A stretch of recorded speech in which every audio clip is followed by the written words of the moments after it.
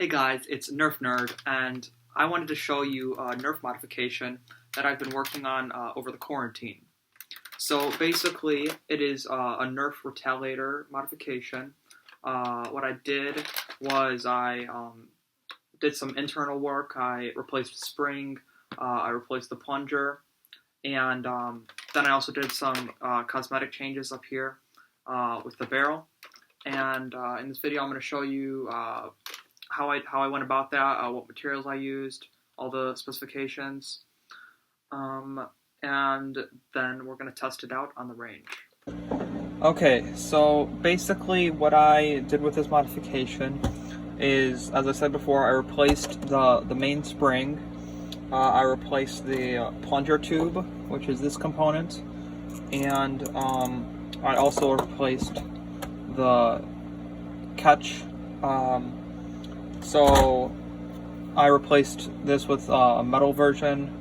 The spring was a little bit stronger to match up with the main spring, and then this I replaced with a stronger plastic, a little bit thicker and a little bit wider, so then more air can circulate through here and then propel the dart further.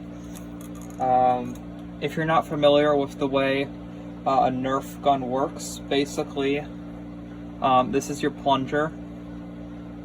You have it start like this, in this position, and then when you crank it back, this little component here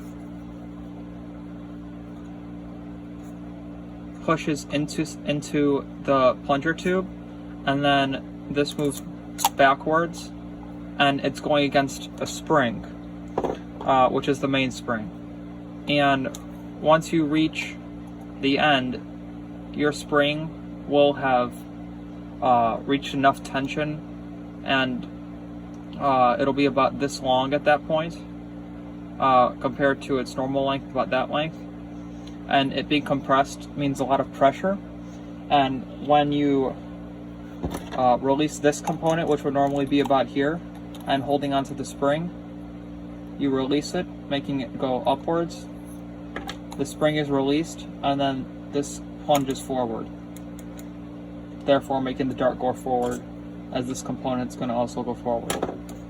So basically, I replaced the air tube so that you can have more air, and then just allow for more power. I did not replace this component because it just didn't sit properly inside of the new pump I got, plunger tube. And then I replaced this because it needs to be stronger to match up with the power of the new spring. I also removed some mechanical locks. This one, I believe, is the one that prevents you from taking out your magazine when you have it primed. I wanted to do that just so that if there's ever some sort of malfunction, it'll be a lot easier to clear it out, because it's going to take the magazine out. And then this allows me to pump the priming handle again, and then that allows me to pull it back and then safely pull out the magazine should I need to when there's a malfunction or jam or something like that. And that's really important when you have some sort of modification, because it's a lot easier when you're actually building it to see what's wrong, if there is anything wrong. And then as for the cosmetics, I decided that I wanted to just add a suppressor to the original piece, the original barrel attachment. So I just took a piece of black PVC, I extended the barrel by adding an old Raven barrel that I had, and then I just attached this PVC with some super glue and a little bit of tape until the glue hardened. Then I removed the tape. And then this is just the standard vertical grip that comes with the Retaliator.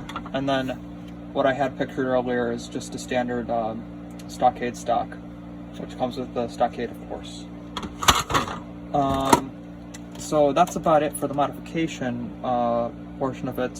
If you're wondering what this duct tape is here for, basically the screw that fits in there got stripped, so I couldn't use that, and then I had to use the duct tape, which is actually fine. I like the grip of duct tape better, so I may even put it on the vertical grip should I want to later. Okay guys, so I'm going to be shooting off this gun at my target, as you can see over there. It's a stormtrooper that seems to be a threat. He has an LMG, and I think I need to take him down.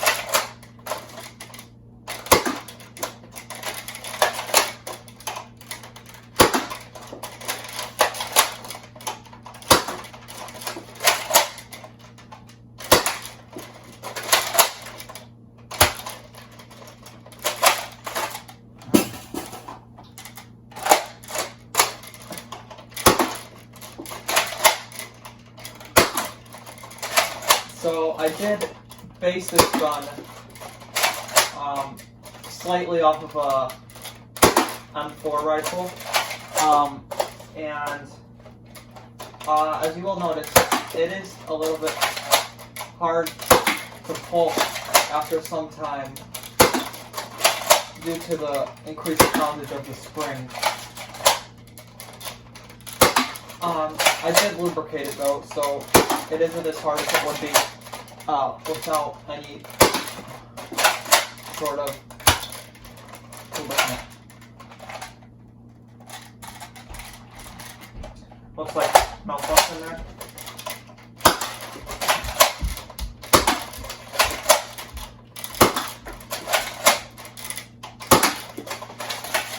So there should be no problem with the magazines. These have been proven to work time and time again. They're actually rapid strike magazines, standard clear 18 rounds.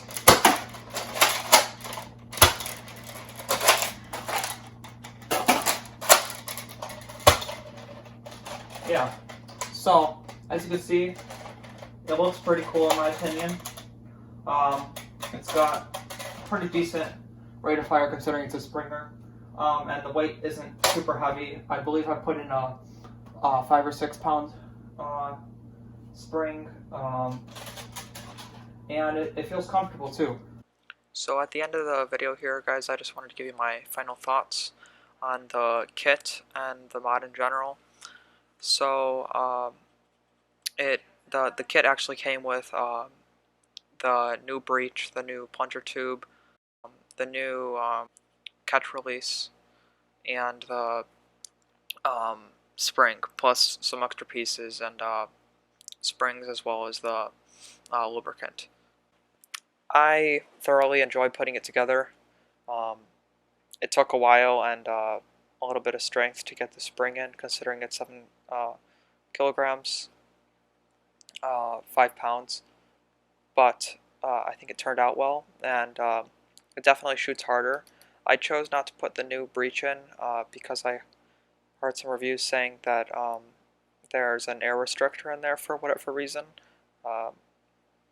and that's not something you want to have inside of a modified Nerf gun, because that prevents you from having the maximum power possible, and you still have to pull just as hard as you do with the new 7 kilogram spring.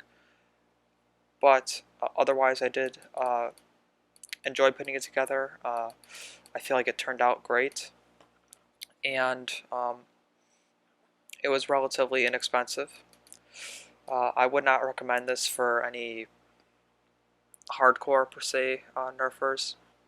If you're using this for a small, low FPS HVZ thing, I'd say it's perfect, considering it takes your FPS to a little bit higher level, but remains at a point where it's not overkill. So I recommend this for people who are just starting out with modding, but not anybody who's a true hobbyist. So that's about it, and I'll see you guys in the next one.